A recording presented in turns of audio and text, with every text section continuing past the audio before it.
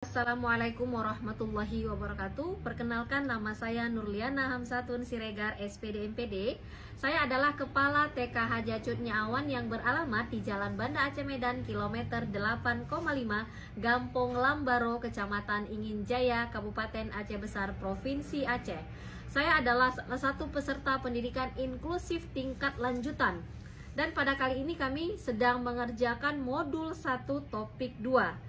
Nah, Bapak Ibu yang berbahagia, Universal Design for Learning atau yang sering kita kenal dengan UDL merupakan pembelajaran atau sebuah kerangka perencanaan pembelajaran yang dapat meningkatkan akses yang bermakna dan mengurangi hambatan belajar peserta didik dengan kebutuhan belajar yang beragam, termasuk peserta didik yang berkebutuhan khusus. UDL adalah kerangka kerja dengan seperangkat prinsip untuk belajar dan mengajar berdasarkan wawasan ilmiah tentang bagaimana manusia belajar sebagai upaya dalam meningkatkan serta mengoptimalkan pengajaran dan pembelajaran bagi peserta didik yang memiliki kebutuhan belajar yang beragam, termasuk peserta didik yang menyandang disabilitas.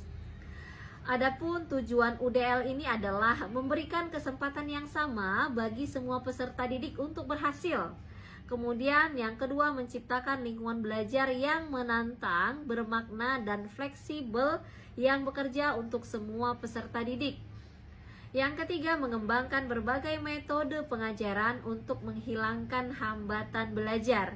Yang keempat, membantu peserta didik menjadi pembelajar yang mahir. Nah, ada 3 prinsip UDL. Yang pertama, menyediakan berbagai cara keterlibatan untuk mendengarkan pembelajaran yang afektif, yaitu mengapa sih kita belajar, mempertimbangkan bagaimana melibatkan peserta didik guna merangsang minat dan motivasi dalam belajar melalui kegiatan seperti pembelajaran kolaboratif, permainan, dan stimulasi nyata ataupun virtual. Kemudian menyediakan berbagai sarana representatif untuk mendukung cara kita memberikan makna pada pembelajaran, atau Bapak Ibu menyediakan konten melalui berbagai cara seperti diskusi, menyiapkan beberapa bacaan, kemudian teks-teks digital ataupun presentasi multimedia ya.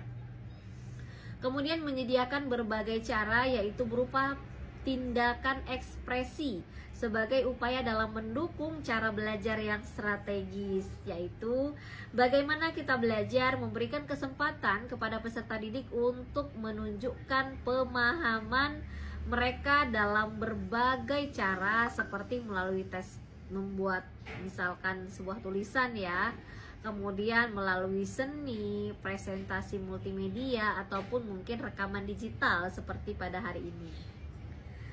Baik Bapak Ibu yang berbahagia, pada materi 1, topik 1, modul 2 ini ada beberapa hal yang memang harus kita lakukan dengan mengimplementasikan prinsip UDL. Nah, setelah step yang dilakukan ada 2 step. Yang pertama adalah identifikasi area yang memerlukan peningkatan. Kita melakukan ataupun meninjau lingkungan belajar yang bisa kita identifikasi area di mana keterlibatan, representasi, tindakan, dan ekspresi pada yang bisa kita tingkatkan. Yang kedua, tentunya kita menyusun rekomendasi. Berdasarkan hasil tujuan, kita menyusun sebuah rekomendasi yang spesifik untuk meningkatkan area. Keterlibatannya seperti apa? Misalnya menggunakan teknologi seperti media pembelajaran interaktif atau membuat sebuah games interaktif. Nah, di sekolah saya, meskipun dari jenjang TK, kalau dikatakan aset sekolah, di sekolah sudah memiliki ada 10 laptop yang bisa digunakan secara kolaborasi, kemudian ada jaringan wifi, dan mungkin ada didukung oleh kemampuan guru untuk mengimplementasikan atau menggunakan IT. Kemudian tentunya agar kita bisa meningkatkan keterlibatan seluruh peserta didik yang ada di dalam kelas kita bisa melakukan sesi diskusi atau kelompok ya secara reguler.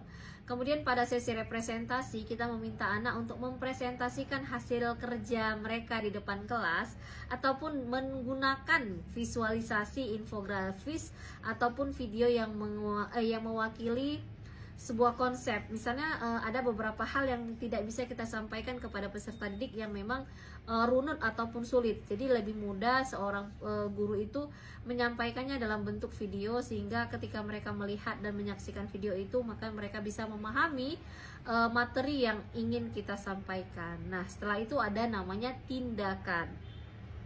Tindakan yang kita lakukan sebagai pendidik menyediakan proyek praktis yang memungkinkan siswa menerapkan pengetahuan mereka.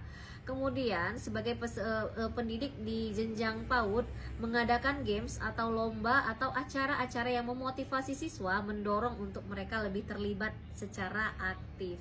Nah, ekspresi menyediakan waktu dan ruang untuk siswa dalam mengungkapkan pendapat mereka. Jadi kita lihat hari ini bagaimana sih perasaan mereka dengan menggunakan metode seperti misalkan diskusi atau tanya jawab, bagaimana perasaannya, atau unjuk karya seni yang memungkinkan kita bisa melihat ekspresi kreatif dari para peserta didik.